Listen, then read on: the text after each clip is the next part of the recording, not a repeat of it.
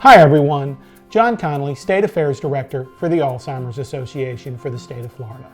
And I wanted to offer you a quick update on activities and happenings around the state capitol for the week of November 16th, 2020. As we all know, it's been a challenging year for all of us due to the COVID-19 pandemic. And I hope all of you are doing well and you and your family are remaining safe. Despite the changes we've had to initiate for the safety of our own staff, your public policy team has continued to engage both our state legislators as well as the executive leadership in the state agencies and the governor's office across Florida.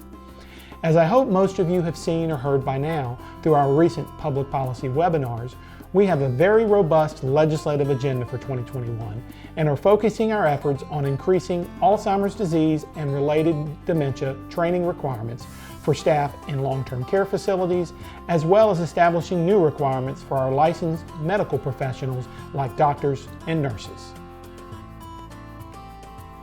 This week in Tallahassee, the legislature convened for what we call orientational session, where the new leadership and newly elected members are sworn in. In the Florida Senate, Wilton Simpson from Spring Hill was sworn in as Senate President. Simpson named Aaron Bean, one of our big supporters, as Senate President Pro Tem, and Senator Kathleen Passidomo as Rules Chair. Many of you may recognize both Senator Bean and Senator Passidomo from our Jacksonville and Naples walks to end Alzheimer's, which both have participated in previous years. Gary Farmer, Senator from Fort Lauderdale, will be the next minority leader in the Senate. In the House, Chris Sprouls of Clearwater was chosen to lead that chamber for the next 2 years, and he named Representative Brian Oliva from Hialeah as his number 2, with Representative Michael Grant of Port Charlotte serving as majority leader. Representative Bobby Du Bois and Evan Jenney will serve jointly as leaders of the Democratic Party. The usual festivities in Tallahassee surrounding the orientational session were muted this week due to COVID-19, and the state capitol, for the first time in its history, not during wartime, was closed to the public.